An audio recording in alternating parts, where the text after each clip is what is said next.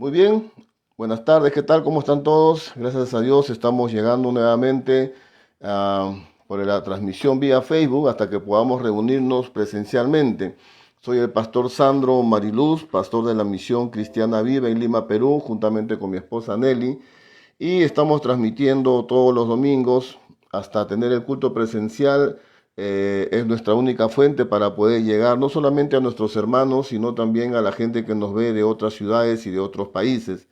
Estamos con una serie que le hemos titulado Redención de nuestras emociones, porque hemos visto que la obra de Jesucristo no solamente llega a afectar nuestra vida espiritual, sino que también llega a afectar nuestra vida emocional, mental. Es un paquete completo y estamos viendo diferentes aspectos de esta redención emocional a través de la Biblia.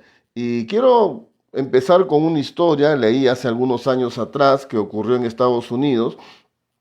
Cierto hombre que trabajaba en un frigorífico, por error quedó encerrado dentro del frigorífico, ¿no? Y era la hora de salida, la puerta se cerró, él estaba solo adentro, empezó a gritar, a golpear la puerta, nadie escuchó, era la hora de salida, ya no quedaba nadie en el frigorífico y él se cansó ya de gritar y entendió que iba a morir. Así que agarró un cartón de una de las cajas que había dentro del frigorífico y con un lapicero empezó a escribir despidiéndose de su familia y empezó a narrar todo el proceso de congelación. Sentía ya que su fuerza le faltaba, sentía que su mente se le nublaba y empezó a describir que tenía dificultades para respirar y empezó a escribir todo el proceso de su propia muerte.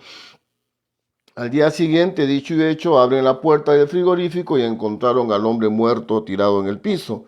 Lo interesante del caso es que el frigorífico estaba con 22 grados de temperatura y tenía aire. Es decir, él no tuvo por qué morir, porque no tenía ninguna razón para morir, porque había aire en el frigorífico y había una temperatura de 22 grados. Ante esta situación, un periódico tituló esta noticia así: murió congelado en su mente.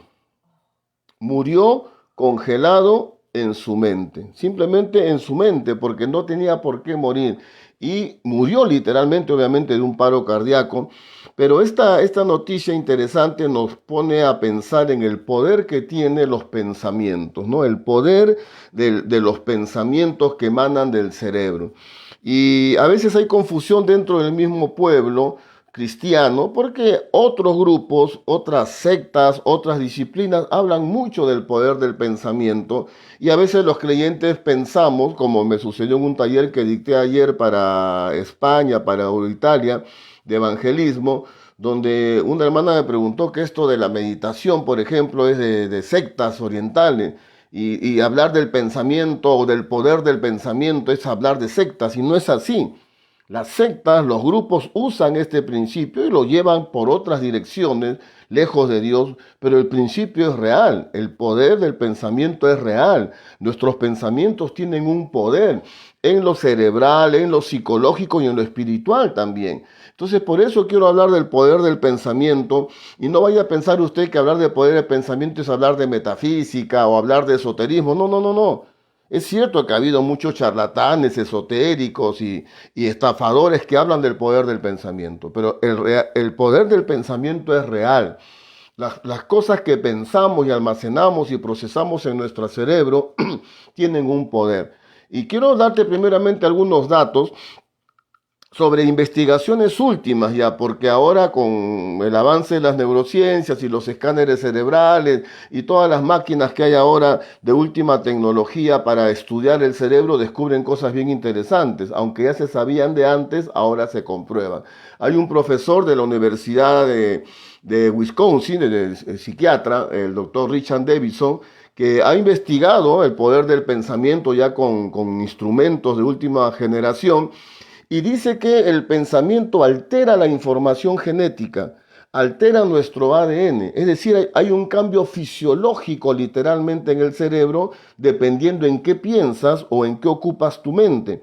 Los pensamientos traen cambios fisiológicos en el cerebro. Esto ya está comprobado desde hace un buen tiempo y esto también es una base para la ley de la herencia, porque ya el pensamiento, la manera de pensar se transmite a la siguiente generación. ¿Por qué? Porque hay un cambio fisiológico en el cerebro. Hay una doctora también, la doctora Perla Kaliman, del Instituto de Investigación Biomédica de Barcelona, ha investigado el efecto de los pensamientos relajantes, el efecto de tomar un tiempo para descansar y pensar en cosas positivas, y ella ha descubierto que el tener tiempos de meditación, de relax, de calmar nuestros pensamientos para poner nuestros pensamientos en cosas positivas, tienen el mismo efecto en el cerebro que los analgésicos y los antiinflamatorios. El mismo efecto afecta en las mismas áreas que atacan o afectan los antiinflamatorios o los analgésicos, igual se ve afectado por un momento de paz, por un momento de quietud, donde dejemos de pensar en problemas y en cosas que nos dan miedo y pensemos en cosas que nos dan paz. Entonces, el efecto del cerebro sobre el cuerpo está demostrado en demasía, ¿no? Hay una clínica en España, le llaman la clínica del estrés. Ellos tienen años trabajando con temas de estrés. Ellos dicen que el 75% de nuestras enfermedades tienen causas psicológicas, mentales, emocionales, no causas físicas. Mire que está hablando del 75% de los males, enfermedades, tienen un origen psicológico. Mire qué terrible puede ser el pensamiento. Esto da lugar a lo que se trabaja en medicina, que es el efecto placebo y el efecto nocebo.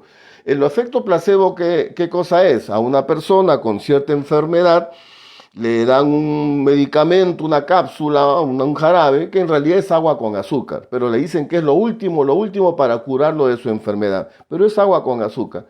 Si la persona llega a creer que este placebo realmente lo va a curar, se cura, pero es agua con azúcar, pero creyeron que los iba a curar. Entonces esto se llama efecto placebo, esto es medicina. Esto lo hacen en investigaciones médicas. Y el otro efecto es el efecto nocebo. ¿Cuál es el efecto nocebo? El opuesto. Le dicen a una persona, mira, no comas esto porque esto te va a afectar el hígado, te va a afectar el corazón, te va a afectar tal órgano. No es nada, es solamente también agua con azúcar. Pero le dicen, no lo tomes porque esto te va a envenenar o te va a enfermar. Si la gente cree que se va a enfermar tomando esa cosa, a pesar que es agua con azúcar, terminan enfermándose. O sea, el poder del pensamiento, el poder de lo que tú piensas, cómo te afecta. Hay unos casos bien interesantes, hay 3 o 4 casos en el mundo bien interesantes de personas que han dejado de envejecer. Yo sé que muchas personas que me están viendo quisieran saber cómo es esto, ¿no? Pero no crean que es tan fácil. Es una alteración genética en ciertas personas que a los 14, a los 15, algunos a los 20 años dejaron de envejecer. Tienen 40, 50 años, pero se han quedado fisiológicamente, su estructura ósea, sus músculos, su cara, tienen la apariencia de 14, 15, 20 años, dejaron de envejecer. Están investigando mucho estos casos medios extraños. Lo que parece ser es que por alguna alteración genética el cerebro no sabe que tiene que envejecer. O sea, el cerebro no tiene la información de que tiene que envejecer. Y como no sabe que tiene que envejecer, no envejece. Y se quedan 30, 40 años con la misma edad físicamente hablando. Son 3 o 4 casos en el mundo, pero qué interesante, ¿no? Si el cerebro no sabe que tiene que envejecer, no envejece. De repente algo de la vida eterna tendrá que ver con esto, ¿no? Cuando el Señor venga, nos quitará ese miedo, esa información de envejecer y ya no tenemos por qué envejecer, porque vamos a saber que no tenemos que envejecer. Entonces, son casos donde se puede ver la importancia que tiene el pensamiento, en qué ocupas tu mente. Dicen los especialistas que más o menos producimos un promedio de 60.000 pensamientos diarios. Lo que se ha investigado es que el 90 y tantos por ciento de esos 60.000 pensamientos son negativos, son de miedo, de preocupación, de ansiedad, y por eso estamos viviendo en un mundo de gente ansiosa, depresiva, estresada, porque la gran mayoría de esos 60.000 pensamientos diarios son negativos. Imagínense si podemos hacer un cambio de hábito, podemos hacer un cambio de estructura cerebral donde podamos pensar más en cosas positivas a lo largo del día. Mire qué diferente sería nuestra vida. Y esto que le estoy diciendo, quizás alguno dirá, pero pastor, usted está hablando aquí de ciencia, de neurociencia, de psicología. Esto no es bíblico. La Biblia tiene mucho más que decir sobre este tema de lo que pensamos. Entonces quiero mostrarle ahora lo que dice la Biblia. Por ejemplo, La Biblia nos muestra la importancia del pensamiento. ¿Por qué? Porque el pensamiento se va a convertir en acciones. Porque toda acción primero empieza con un pensamiento. Cualquier acción que usted haga, primero lo pensó. Y en milésima de segundo se ejecuta. Pero primero es el pensamiento y después es la acción. Y en Job capítulo 5, 12, Job capítulo 5, verso 12, dice así. Habla de Dios, dice que frustra los pensamientos de los astutos. ¿Para qué? Para que sus manos no hagan nada. ¿Qué hace Dios? Frustra, ¿qué cosa? Los pensamientos. ¿Para qué? Para que sus manos no hagan nada. Si frustra el pensamiento, la mano no hace. Es decir, ¿dónde empieza la acción? En un pensamiento. Toda acción empieza, cualquier acción, cepillarse los dientes, comer, manejar un auto, todo está primero en el cerebro. Primero usted piensa y después usted ejecuta. Ahora, el pecado, como es una acción, también empieza en el pensamiento. Nadie peca si primero no pensó en pecar.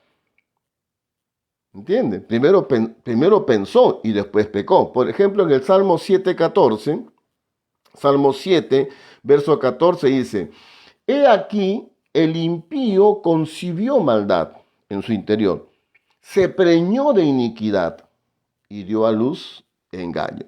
Primero concibe en su pensamiento, queda embarazado de un pensamiento y después concibe y después da a luz. Pensemos en el adulterio. Ninguna persona en el mundo adultera de un día para otro, ninguna. No quiere decir que una persona esté hoy día súper fiel, súper enamorado, súper fiel a su esposo, a su esposa, y en un segundo conoce a alguien y adultera. No, no, no. Primero lo fue pensando, lo fue concibiendo dentro de sí. Empezó a concebir la maldad, empezó a pensar en esta persona, empezó a maquinar cómo podría ser. Como dice aquí, se preñó de iniquidad y después dio a luz el engaño. Entonces, el pensamiento o nuestros pensamientos son importantes porque ahí también empieza el pecado. El pecado empieza primero en qué ocupamos nuestra mente y después vamos a cometer el pecado. Entonces, mire qué importante es lo que vamos a ver después, que es administrar nuestros pensamientos, hacernos cargo de nuestros pensamientos. Ahora, otro texto que muestra cómo el pecado empieza con el pensamiento está en Proverbios 6:18. Proverbios 6:18 dice, el corazón maquina pensamientos inicuos y los pies presurosos corren hacia el mal. Proverbios 6:18. El corazón maquina pensamientos, todo empieza en el pensamiento y después ¿qué hace? Los pies, ya la acción, corren presurosos hacia el mal. Entonces, todo empieza en qué ocupamos nuestra mente. Y vamos a ver que no solamente el tema del pecado, nuestra salud física, como esta clínica del estrés de España, que dice que el 75% de nuestras dolencias tienen un origen psíquico, mental, emocional. La Biblia ya lo dice en Proverbios 17:32, hace 3000 años. Ahora se habla de enfermedades psicosomáticas o que el cuerpo o que las emociones se somatizan y son términos para decir que la mente enferma al cuerpo. El estado emocional enferma al cuerpo, pero ya hace 3000 años Salomón hablaba de esto. En Proverbios 17:22 dice, el corazón alegre es buena medicina, un pensamiento alegre, una actitud alegre, optimista es buena medicina, pero el espíritu quebrantado, abatido, triste, seca los huesos. Entonces es absolutamente claro en la Biblia que el estado emocional, el estado mental afecta el cuerpo, afecta la salud física. Entonces estamos hablando acá de un tema muy importante que no es una invención de la nueva era, que no es una invención del budismo, del hinduismo. Lo que hacen los otros grupos es tomar una verdad y distorsionarla, pero la verdad sigue siendo verdad. Nuestros pensamientos tienen un poder. Todo empieza en qué pensamos, en qué ocupamos nuestra mente. Ahora, nuestros pensamientos no solo afectan nuestra salud física, sino que afectan nuestra salud mental. En estos tiempos de la famosa pandemia de la salud mental, donde el estrés, la ansiedad, pues es el flagelo de nuestro tiempo, más allá del COVID, la gente anda buscando yoga, anda buscando incienso, rituales para tener paz, para dejar de estar angustiado. Pero mire lo que dice la Biblia en Isaías 26:3. Isaías 26:3 dice, tú guardarás en completa paz aquel cuyo pensamiento en ti persevera, porque en ti ha confiado. Completa paz. Es lo que está buscando el mundo ahora, paz, tranquilidad. Y lo buscan, repito, a través del yoga, a través del mindfulness, a través de incienso, de tener amuletos y cosas así, pirámides. Pero acá dice, tú guardarás en completa paz. ¿A quién? ¿A quién guardarás en completa paz? Aquel cuyo pensamiento en ti persevere. Aquel que su pensamiento lo enfoque en ti, lo enfoque en Dios. Aquel que sabe administrar sus pensamientos para dejar de pensar en problemas, para dejar de pensar que todo va a ir mal, para dejar de pensar que se va a enfermar, para dejar de pensar que se va a morir, para dejar de pensar que va a fracasar, para dejar de pensar que sus hijos se van a perder, para dejar de pensar que su negocio va a quebrar, dejar de pensar en todas esas mentiras y pensar en el Señor. Tú guardarás en completa paz. ¿El resultado de qué? De poner nuestros pensamientos en Dios. Entonces nuestros pensamientos afectan la salud mental también. Ahora, mire qué interesante. El pensamiento afecta las finanzas. El pensamiento afecta las finanzas. Todos los especialistas en finanzas dicen que el tema de la prosperidad y la pobreza es un tema de actitud mental. Y tienen razón. Esta debe ser la explicación por la cual, según las investigaciones, el 60% de gente que ganó la lotería volvieron a ser pobres. El 60%, o sea, más de la mitad de gente a través de la historia y en el mundo que ha ganado la lotería, han vuelto a ser pobres. ¿Por qué? Porque tenían dinero, pero seguían pensando como pobres. Y esto es un tema de cómo pensamos, nuestro esquema de pensamiento frente al dinero. El pobre, para empezar, piensa en comprar cosas. El próspero piensa en invertir el dinero para que le produzca más. Aquí tenemos una diferencia. El pobre es tacaño. El próspero es generoso. Es una cuestión de mentalidad. El pobre dice, no, yo no doy porque no tengo. Cuando tenga voy a dar. Nunca va a tener y nunca va a dar. Porque tiene que quebrar ese espíritu y ese pensamiento de pobreza dando, siendo generoso. El pobre le gusta acumular cosas. Tiene miedo a perder cosas que ya no sirven, que están viejas. Porque quiere tener, aunque sea viejo, pero quiere tener, es una mentalidad de pobreza. ¿Qué dice la Biblia sobre la mentalidad del pensamiento con respecto a las finanzas? Proverbios 21:15. Proverbios 21:5 dice, el pensamiento del diligente tiende a la abundancia. Mire, habla de un pensamiento que tiene una tendencia, un enfoque a la abundancia. Más el que se apresura alocadamente va a la pobreza. Proverbios 21:5. El pensamiento del diligente tiende a la abundancia. Se enfoca en la abundancia, es un pensamiento de abundancia, es un pensamiento de prosperidad.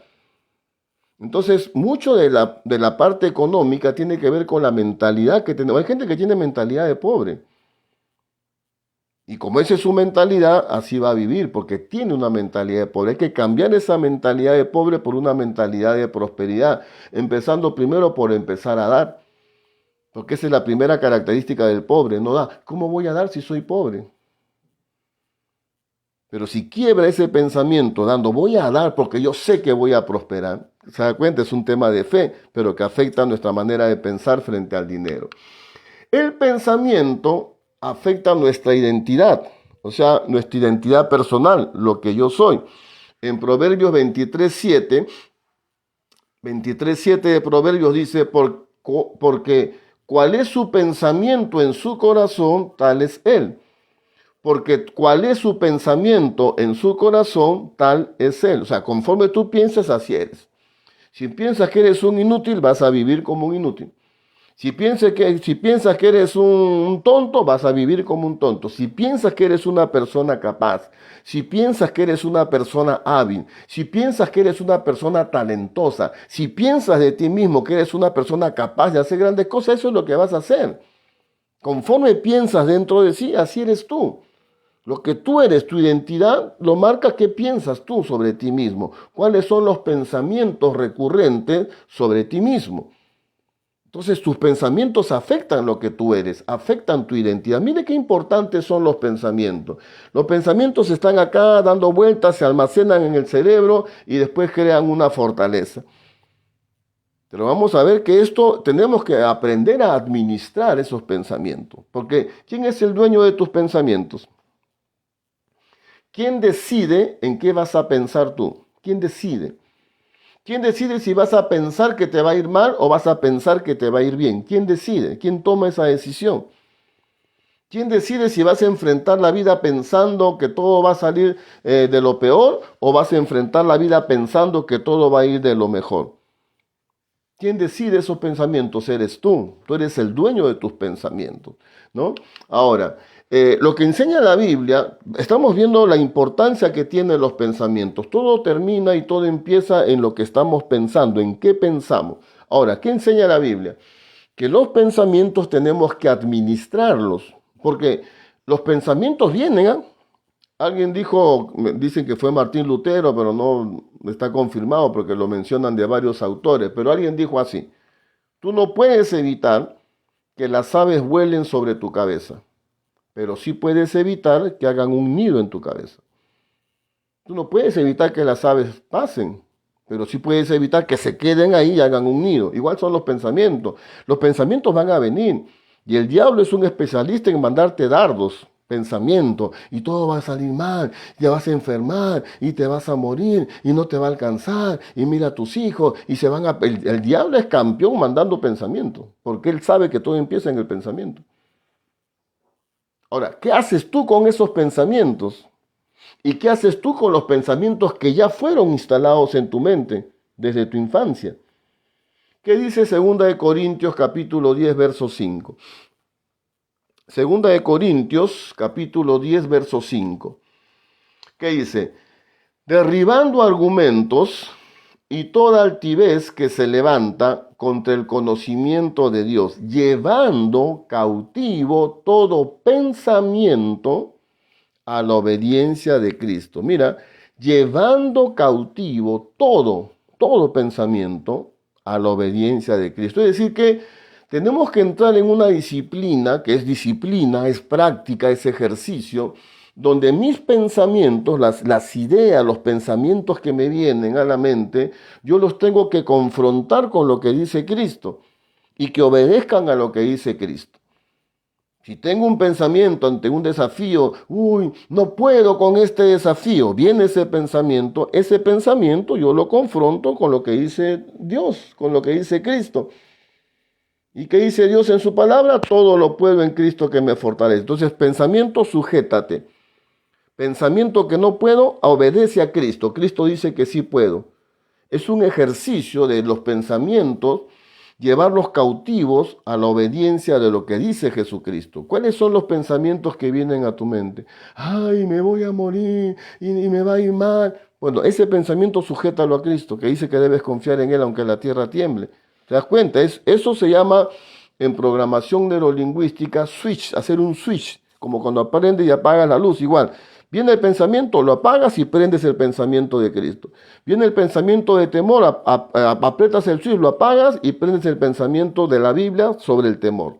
Entonces vas apagando un pensamiento y prendiendo otro. Apagas un pensamiento mentiroso y prendes la verdad de Dios. Eso es llevar cautivo los pensamientos a la obediencia de Cristo. Entonces, esto es ejercicio, pues. Esto no se hace en un día.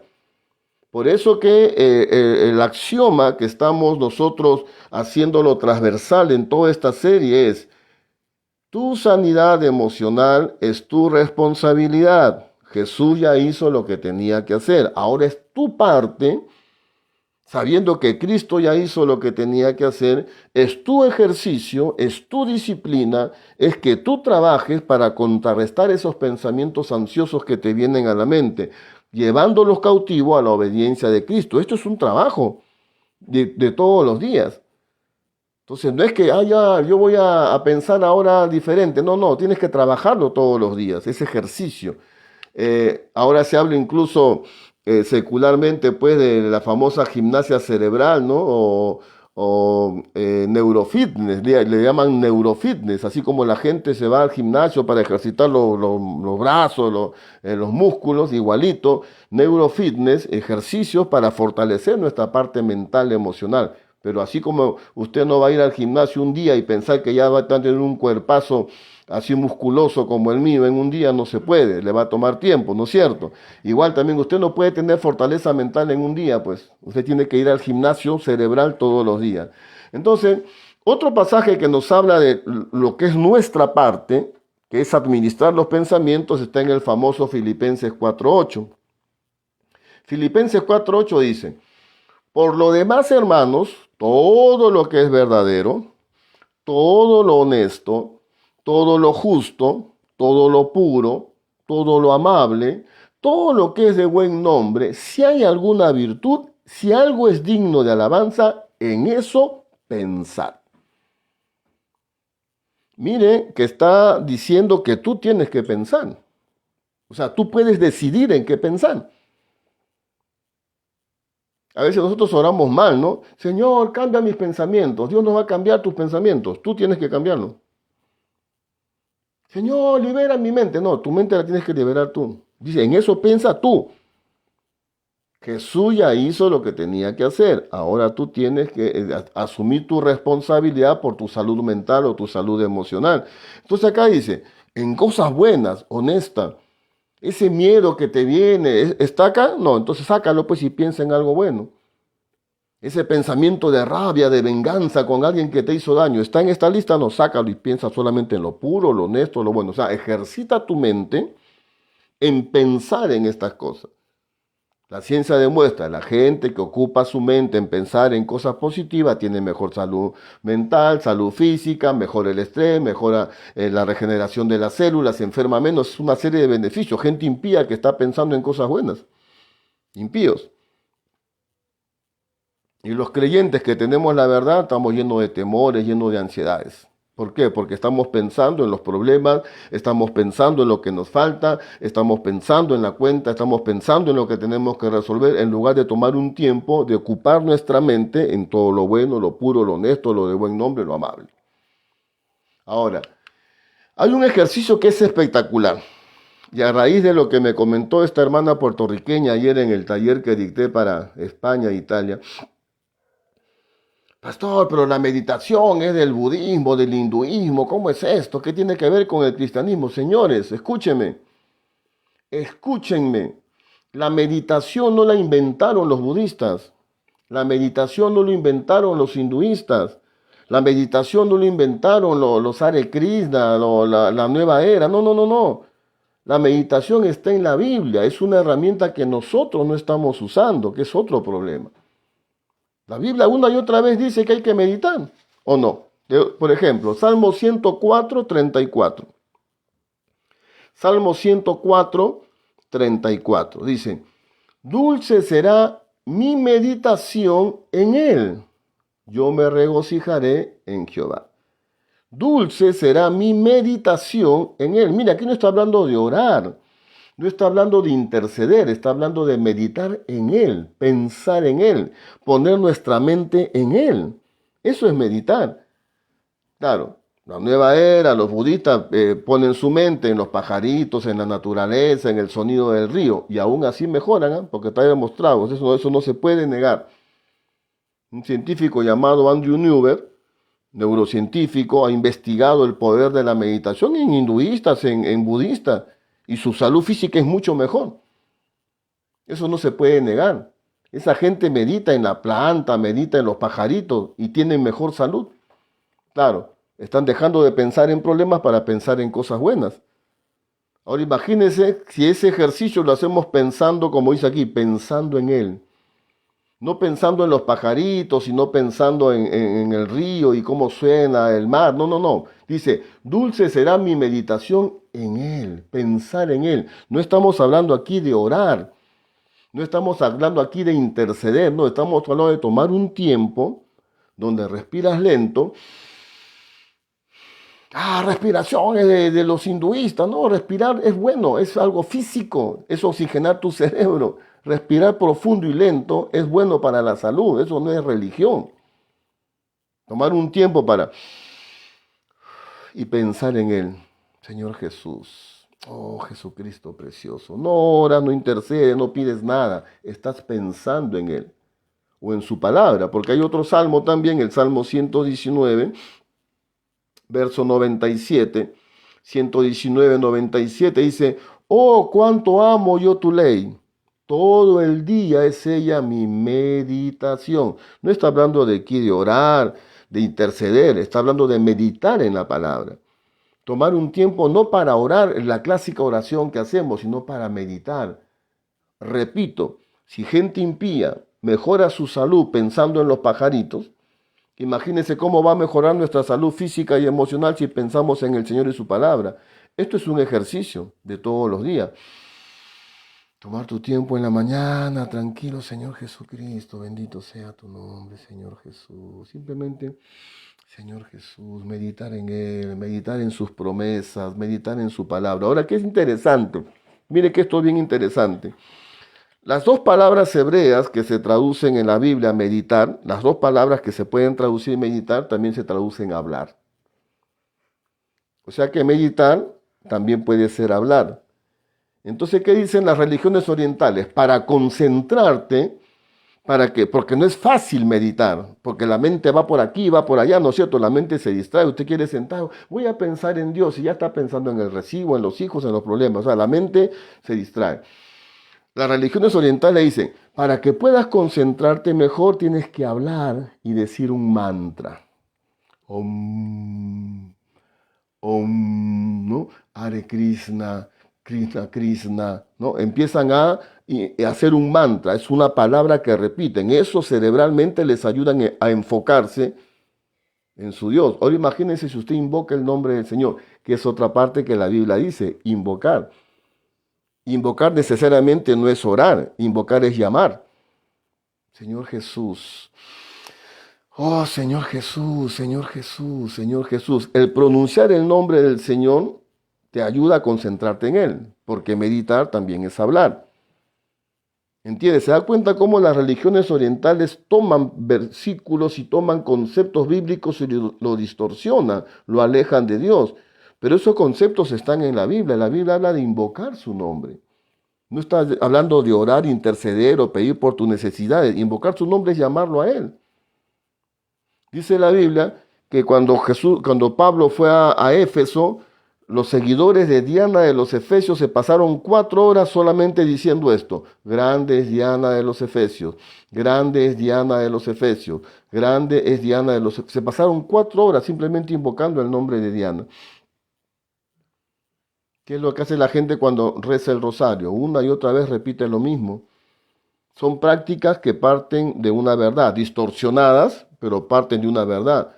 El poder de invocar el nombre del Señor de una manera constante. ¿Para qué? Para enfocar nuestro pensamiento en Él, para enfocar nuestra mente en Él. Esto es ejercicio.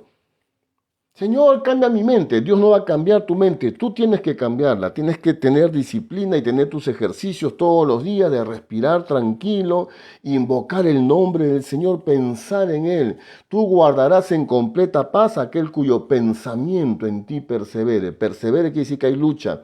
No es fácil, la mente se distrae. Pero qué importante perseverar, Señor Jesús, oh Señor Jesús precioso, bendito sea tu nombre.